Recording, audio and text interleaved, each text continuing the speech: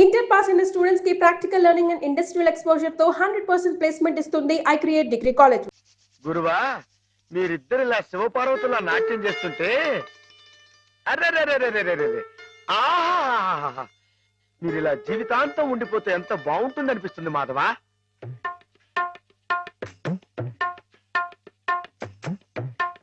ఒరే మాధవా ఏం చేస్తున్నావు అక్కడ? మేమిద్దరం పెళ్ళేట ఆడుకుంటున్నాం. పిల్లలు ఆడుకుంటున్నారా? నరిత కొట్టు వేదవా. నీ ఎంత వచ్చాయండి మా ఎంత వచ్చాయండి. ఇంకోసారి ఇలాంటి ఆలోచన వచ్చిందంటే తాడు వెళ్తేస్తాను జాగ్రత్త. ఏమా మావాడి పెళ్ళం నాయన శ్రీపతి నువ్వు ఆడుకోపో. నన్ను తిడతారే? ఈ ఆట ఆడదాం రమ్మని హేమే పిలిచింది. హేమకేమా అన్నామంటే చెమడాలు పడతాయి జాగ్రత్త. పాలేరుని హేమని పేరు పెట్టి పిలుస్తావు. అమ్మాయి గారు అని అను. అను అమ్మాయి గారిని. అమ్మాయి గారు మాధవ హేమమ్మ విషయంలో నా కోరిక సబబుగా లేదా? మనకు అర్హత లేదురా. అసలు అలాంటి ఆలోచన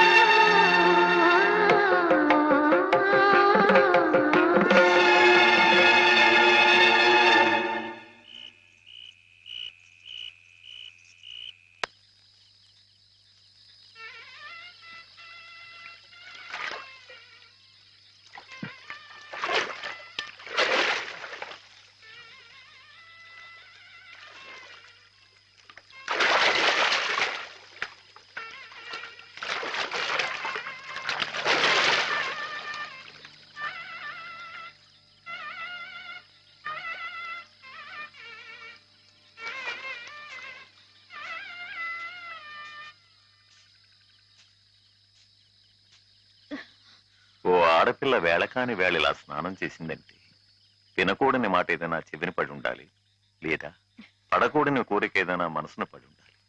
అవునా అమ్మా? రాత్రి శివుడి వేషంలో ఉన్న మాధవ్ పక్కన నేను పార్వతిలా నిలబడాల్సి వచ్చింది బాబా. పార్వతిలా నటిస్తేనే స్నానం చేశావు. రేపు ఆ శివుడి పక్కన పార్వతిలా జీవించాల్సి వస్తే?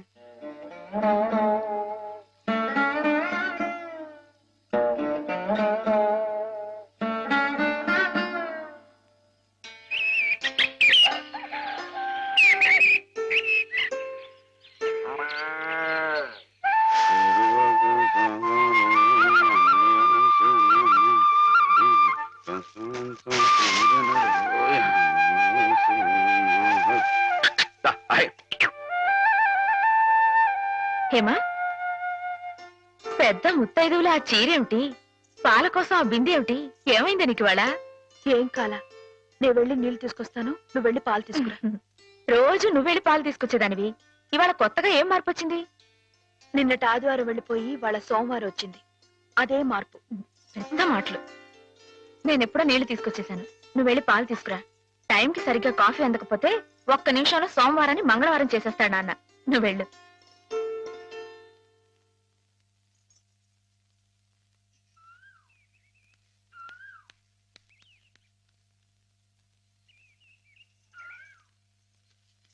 రండి రండి. ఏంటమ్మాయి గారు ఆలస్యం లేచారేంటండి? కళ్ళు కలవల్లా ఉన్నాయి. పాలు. పాలు రెడీయేగానండి. రాత్రి స్టేజ్ మీదకి అసలు నిజంగానే ఆదిశక్తి వచ్చి ఉందండి. చూశారు కదండి రాత్రి మీరు వచ్చిన వంగత వాళ్ళందరినీ ఎలా ఉతికి పారేశానో.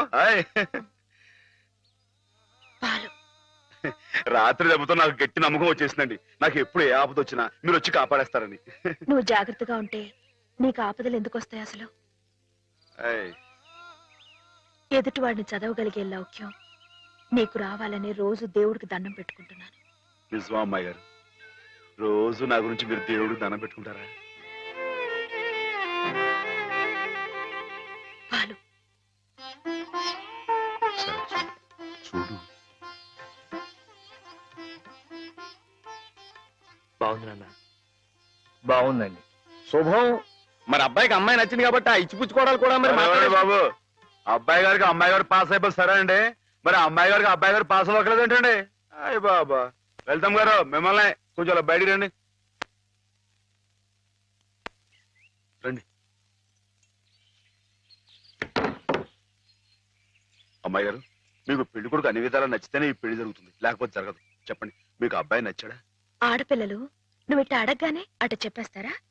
రైటే లేండి, ఇటప్పుడు కొంచెం ఇరకాడంగానే ఉంటుంది. ఓ పని చేయండి, అబ్బాయి మీకు నచ్చితే నవ్వుతూ తలదించుకోండి, నచ్చలేదు అనుకోండి కోపం నాకేసి తిరిగి చూడండి. హాయ్.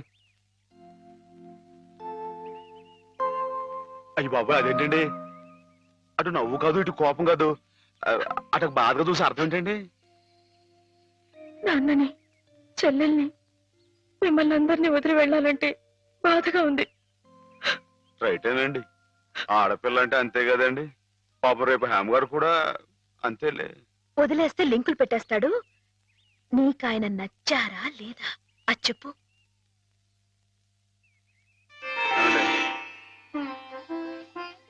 పాస్ అయిపోయినట్టే. మా అమ్మాయి గారికి అబ్బాయి గారు పాస్ అయిపోయారండి. ఇక పెళ్లి ఏర్పాటు చేసేసుకోండి. శుభం. అయితే కట్న కానుకల విషయాలు కూడా మరి ఏమండో మేమే బంగారం లాంటి ఆడపిల్లలు ఇస్తుంటే ఇంకా ఎదురడుగుతారండి బాబు. నువ్వు ఊరుకో. సంతలో పశువుని పెట్టి బేరం ఆడినట్టు నన్ను మధ్యలో పెట్టి బేరం ఆడడం నాకు సుతరాం ఇష్టం లేదు. నేను అలా బయట నుంచి ఉంటాను, మీరు మాట్లాడుకోండి. మా వాడు చిన్నప్పటి నుంచి అంతేలేండి. కొన్ని పద్ధతులున్న మనిషి, మధ్యతరగతి వాళ్ళం కదా. తప్పని తెలిసినా కొన్ని బాధ్యతలను నెరవేర్చడానికి కొన్ని పనులు చేయక తప్పదు. మరి ఏమంటారు బావగారు? అవన్నీ ఎందుకండి, ఆ పుచ్చుకునేది ఏదో ఒక ముక్క మా మనసులో వేయండి.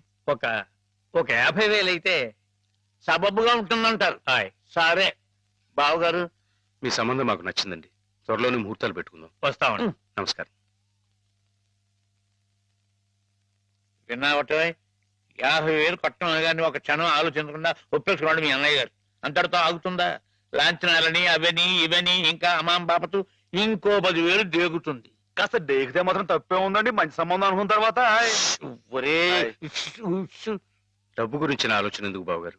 ఈ ఇంటిని అమ్మేస్తాను. జోకులు వేస్తున్నారా బాబు గారు? లేదయ్యా, నిజంగానే అమ్మేస్తాను. తాతల నాటి ఆస్తి ఈ ఇంటిని అమ్మేస్తారా? అవును బాబుగారు, నాకు కుర్రాడు నచ్చాడు, అతని క్రమశిక్షణ నచ్చింది. ఈ రోజు లెక్కల ప్రకారం వాళ్ళు ఏమీ ఆకాశంలో లేరమ్మా, చాలా సబబుగానే అడిగారు. అయినా రేపు మీరు మాత్రం అడగరా? మీరు అడగకపోయినా నా బాధ్యతగా నేను ఇవ్వద్దా చెప్పండి? అందుకే ఇంటిని అమ్మేసేయాలనే నిశ్చయానికి వచ్చాను. మీ ఎరుకలో ఏదైనా మంచి బేరం ఉంటే చూడండి బాబుగారు. కాస్త ఇంటిని శ్రద్ధగా చూసుకునే మనుషులను చూడండి.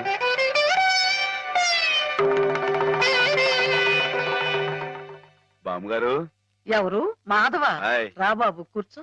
మా వెధవా ఇంట్లో లేడు. నేను మీతోనే పని నుండి వచ్చానండి. నా కోసమా? ఉమ్. ఏమిటి బాబు? నేను మిమ్మల్ని ఒకటి అడుగుతానండి, మీరు కాదనకుండా నాకు మాట ఇవ్వాలి. ఏమిటది? ముందు మాట ఇవ్వండి, తర్వాత చెప్తాను. సరే మాట ఇస్తున్నాను. ఏమిటో చెప్పు. ఇదిగోండి, మీ డబ్బు తీసుకోండి. డబ్బా? హాయ్. ఎందుకు? ఇది మీ డబ్బుగా బాబు గారికి మీరు ఇవ్వాలి. నా డబ్బుగా బాబు గారికి ఇవ్వాలా? హాయ్. ఎందుకని? లలితమ్మ గారికి మంచి పెళ్లి సంబంధం కుదిరిందండి. 50,000 దాకా కట్నం అడిగారు. ఆ డబ్బు కోసం బాబు గారు ఇల్లు అమ్మేస్తున్నారు. ఇల్లు అమ్మేస్తే ఆయన ఏమైపోతారు పాపం? అందుకే కదండి ఈ డబ్బు ఇస్తున్నాను. నాకు ఎప్పటి నుంచోనండి బాబు గారి పుస్తకం వచ్చేయించాలన్న చిన్న ఆలోచన ఉందండి. ఆ కోరిక ఉపయోగించుకుని ఈ డబ్బు బజార్ కింద ఇచ్చామనుకోండి, ఆ పెళ్లి ఖర్చుకి ఉపయోగపడుతుంది, ఆ రీలు నిలుస్తుందండి. అవును, ఇంత డబ్బు ఎక్కడిది నీకు? అప్పు చేశావా? నాకు ఆవులున్నాయి కదండి, అందులో కొన్ని అమ్మేశానండి, మిగతావేమో బేరం పెట్టాను. ఇలా అన్ని అమ్మేసుకుంటే నువ్వేం తిందామని. మళ్ళెవరే మీరంతా లేరేంటండి? మీ ఇంటికి వస్తే ఓ ముద్దు పెట్టరా?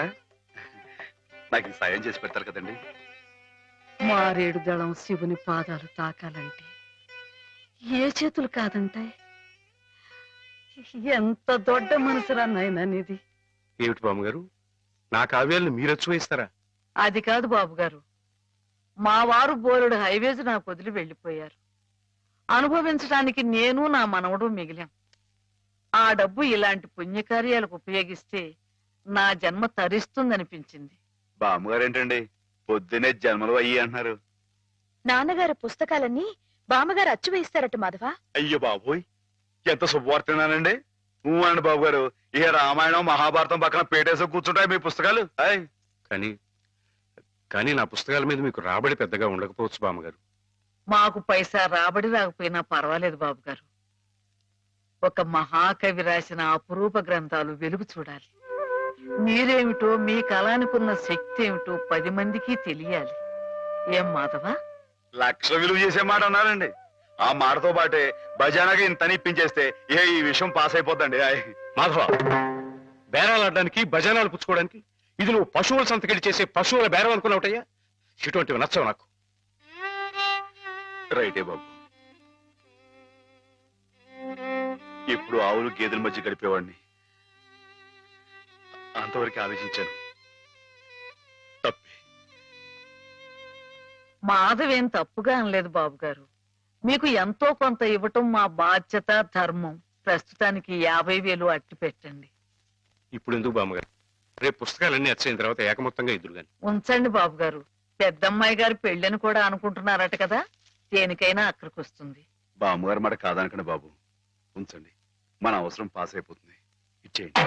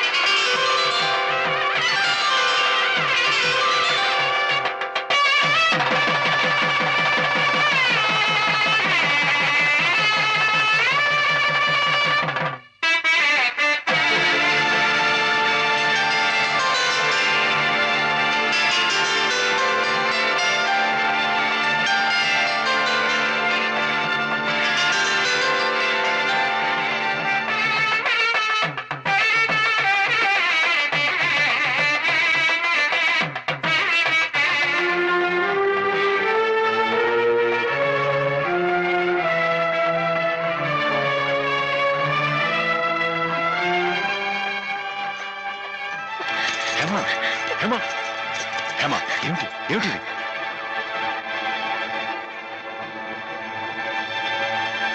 ఏంటండి అమ్మాయి గారు, ఏమైందండి? ఏం లేదు.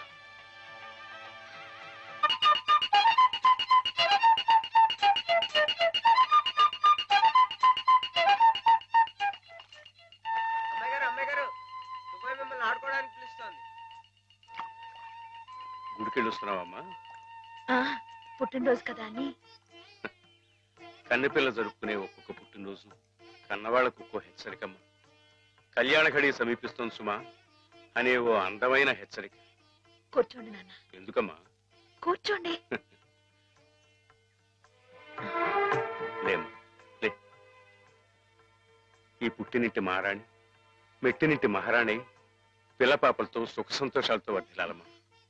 అన్నట్టు మీ అక్కయ్య నీకు ఉత్తరం రాసిందమ్మా. ఏం రాసింది నాన్న? నీకు పుట్టినరోజు శుభాకాంక్షలు పంపింది.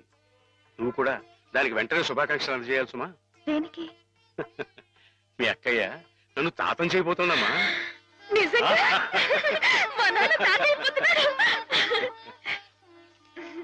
బామ్మగారు వచ్చారేమో, ఒకసారి వాళ్ళ ఇంటికి వెళ్ళి చూసొస్తానమ్మా. పోరా వెనక తిరిగి చూడకూడదు. ఇదిగో ఉత్తరం ఉత్తరం. ఇటు ఇవ్వు. పో.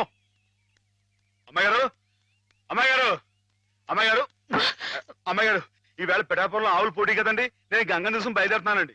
మా చంటిగాడు నేను లేని కదా అని తలా ఇస్తారేమో. మీరు కాస్త దగ్గర నుంచి చూసుకోండి. ఇప్పుడే బయలుదేరుతున్నావా? మరి సాయంకాలం కదండి పోటీ. పోనీ మధ్యాహ్నం వెళ్ళకూడదా? మధ్యాహ్నం బయలుదేరితే టైం ఏమి మిగులుద్దండి. ఆవు కాస్త అలుపు తీర్చుకోవాలన్నా ఈ సర్దుకోవాలన్నా ఇప్పుడు వెళ్ళడం రైట్ అండి. సరే నీ ఇష్టం. ఉంటానండి. అదేమిటి? ఇంతకీ కావాల్సిన ఆవడం మర్చిపోయానండి. ఈ ఏడాది కూడా బహుమతి నాకే పాస్ అయిపోవాలని కోరుకున్నారు కదండి. నువ్వు అడిగితే కదా. అయ్య బాబు అడగాలండి. కోరుకోండి బాబు. సరే నీదే. చాలండి.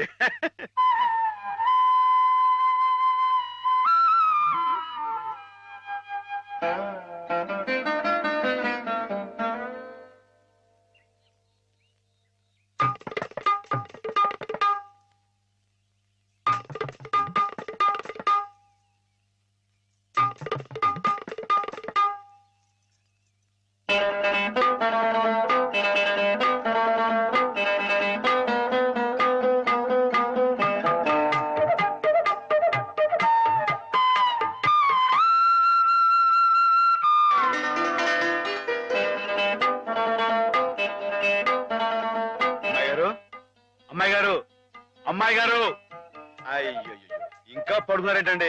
ఈవేళ మీ పుట్టినరోజు. లేవండి. అబ్బా లేవండి. రండి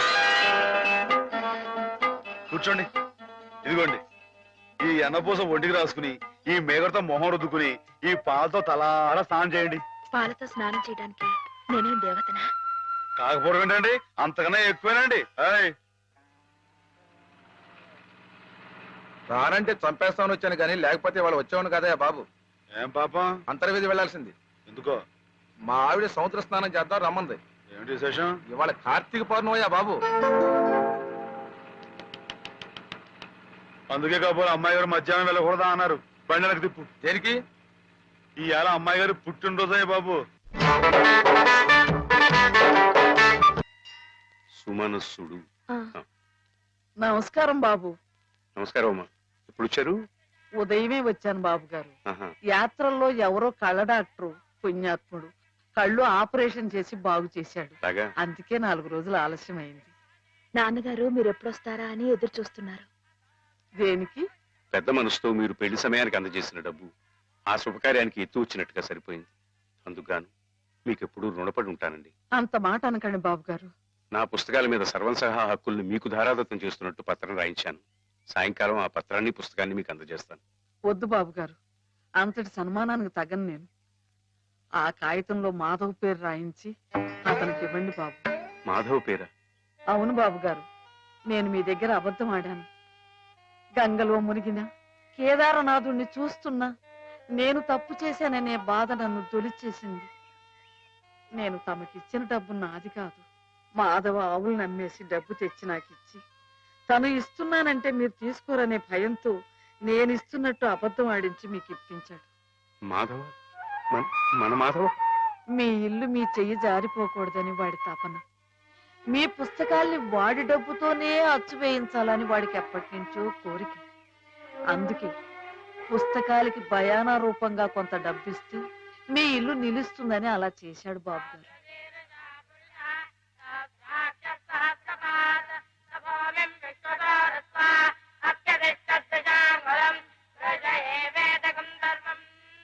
ఆవులు ఏమయ్యాయా అని అడిగితే ఆసుపత్రిలో చేర్పించానని అబద్ధం చెప్పాడు. ఇందుకేనన్నమాట. మన్ను తినలేదని ఆ రోజు గోపాలుడు చెప్పిన అబద్ధం పెంచిన తల్లిని పునీతురాల్ని చేయడానికైతే మమత నిండిన ఈ గోపాలుడు ఈనాడు చెప్పిన అబద్ధం పెంచిన పంచని 10 కాలాల పాటు చల్లగా నిలపడానికమ్మా. నన్ను యువతలి గట్టుకు చేర్చిన మహనీయుడు అవతలి గట్టునే ఆగిపోయాడమ్మా. ఒక్కసారి వాణ్ణి మాధవం తీసుకురాగలవా? అలాగే నాన్న.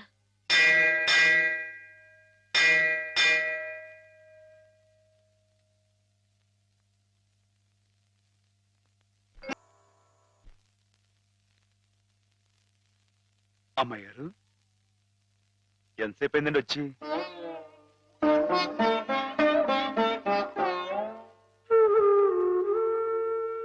ఏంటి అమ్మాయి గారు అలా కొత్తగా చూస్తున్నారేంటి? నువ్వు చాలా కొత్తగా కనిపిస్తున్నావు మాధవ. అయ్యే బట్టలు అదే పని అదే మొహం, నేను కొత్తగా ఊరుకోను అమ్మాయి గారు. నాన్నగారు నిన్ను వెంటనే తీసుకురమ్మన్నారు. అలాగా పదండి.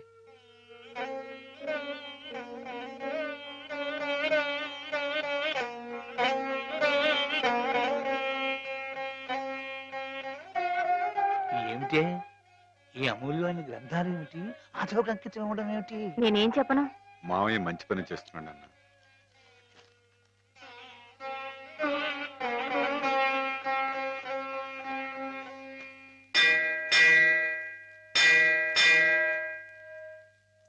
నాన్న,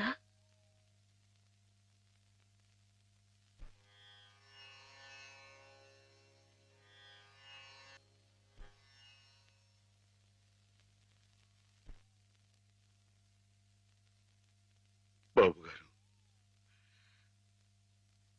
బాబు గారు, నాకు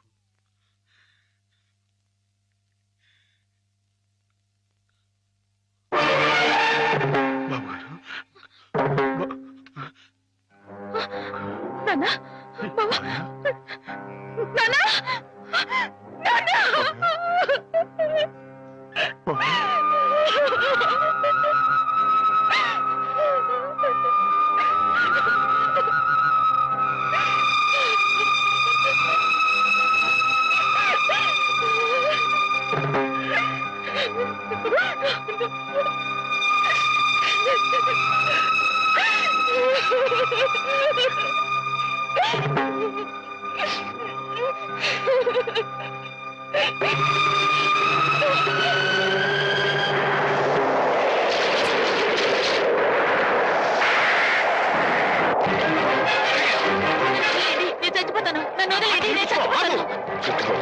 ఎందుకు చచ్చిపోవాలనుకున్నాను? నాకెవరూ లేరు బాబు గారు. నీ పేరేమిటి బాబు? మాధవయ్య. చూడు మాధవ్, దిక్కులేని వాళ్ళకి దేవుడే పెద్ద దిక్కు. మనం పుట్టింది బతకడానికయ్యా, చావడానికి కాదు. పద, మాతో పాటు మా ఇంట్లో ఉందిగా. నేను ఉత్తినే ఉండను, ఏదైనా పనిపించండి, చేస్తాను. అలాగే పనిపిస్తాను. పద.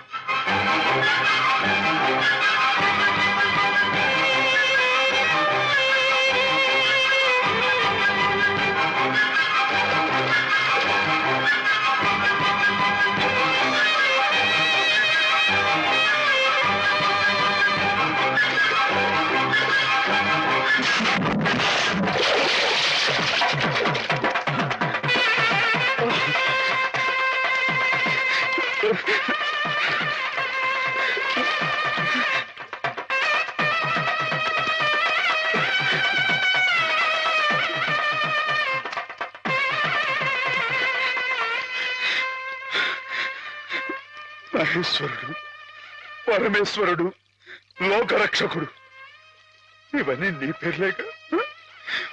ఒక్క మంచి పని కూడా చేయలేని వాడివి నీకెందుకయ్యా ఇన్ని మంచి పేర్లు? ఎందుకని గుళ్ళు గోపురాలు? ఎందుకని పూజలు పురస్కారాలు? చెప్పు, మాట్లాడు, మాట్లాడు, మాట్లాడు.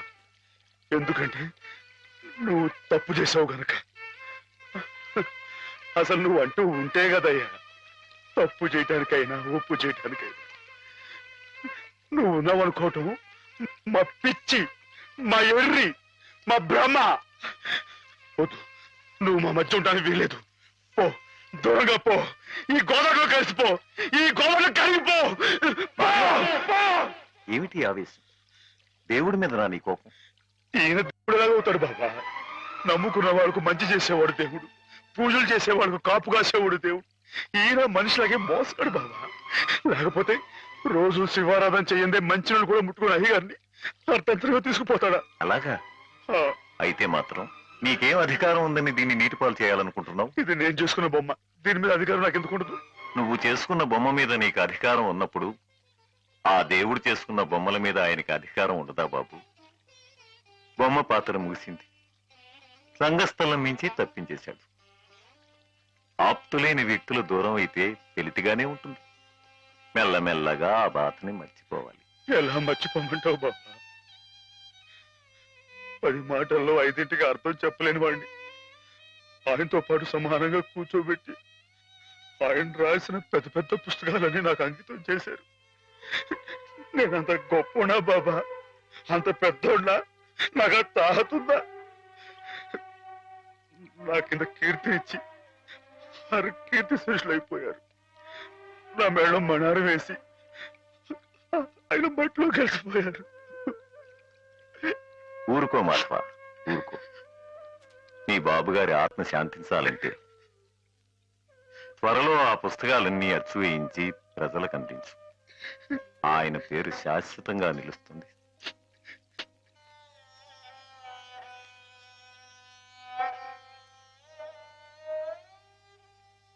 ఇక నాన్నగారి పుస్తకాల సంగతి మర్చిపో మాధవ. ఈ ఇల్లు నిలబెట్టాలనుకున్నావు, అందుకు నువ్వు కష్టపడింది నష్టపోయింది చాలు. ఆ రుణం మేము తీర్చుకున్న తర్వాత ఆ పుస్తకాలు అప్పుడే అచ్చు వేయించచ్చు. మీరు రుణం తీర్చుకుంటారా అమ్మాయి గారు? అయితే ఆ డబ్బు నేను అప్పుగా ఇచ్చానండి. ఆ మాత్రం డబ్బుకే మీరు రుణం అనుకుంటే, అయ్యా అమ్మా ఏ దిక్కులేని నన్ను చిన్నప్పటి నుంచి అయ్యగారు సాకారే, మరి ఆయనకి ఎంత రుణపడి ఉంటానండి? అయ్యగారు లేదు కదా అని మీ ఇష్టం మాట్లాడితే పాస్ అయిపోద్ది అనుకోమాకండి. అది కాదు మాధవ, నా ఉద్దేశం అది కాదు. పుస్తకాలు అప్పు చెప్పేటప్పుడు అయ్యగారు నన్ను రామయ్య అన్నారు, కృష్ణయ్య అని పిలిచారు, కృష్ణదేవరాయలు అన్నారు. నేను నిజంగా అంత గొప్పవాడిని కాకపోయినా కనీసం వాళ్ళ మంచితనంలో కొంత చూపించుకునేవండి.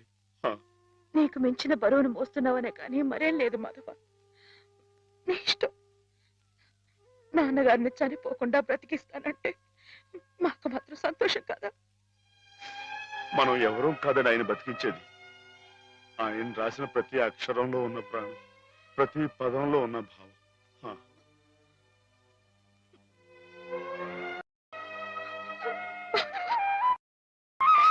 అమ్మాయి గారు, అమ్మాయి గారు, ఊరుకోండి అమ్మాయి గారు, ఊరుకోండి.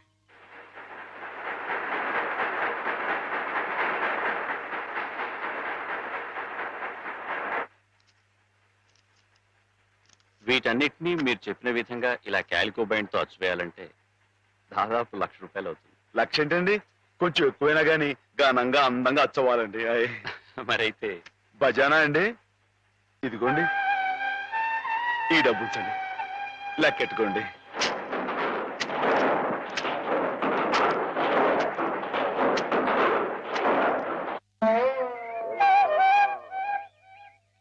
మాధవన్న బాబు గారు పుస్తకాలు అచ్చు వేస్తున్నాడు కదా, ఆ పుస్తకాల మీద బోలు డబ్బు వస్తుంది కదా. మళ్ళీ మీ అమ్మని, పిన్నుల్ని, అత్తయ్యల్ని అందరినీ కొని తీసుకొస్తాడు కదా.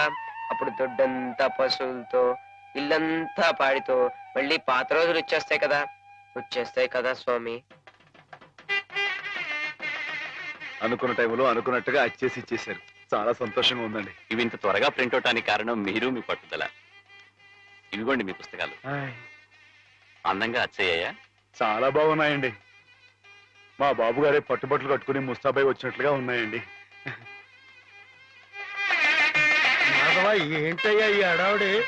అయ్యగారు రాసిన పుస్తకాలు. ఓహో,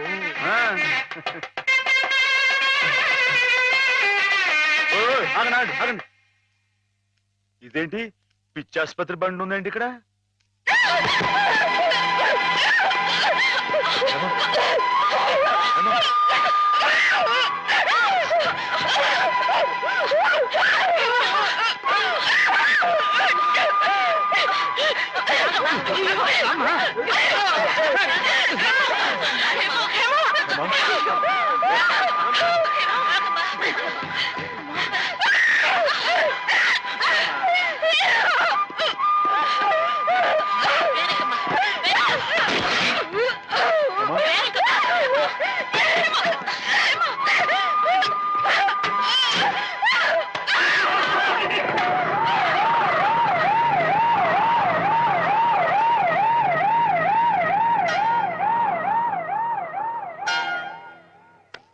బంగారం లాంటి పిల్ల, ఇదేం కర్మో.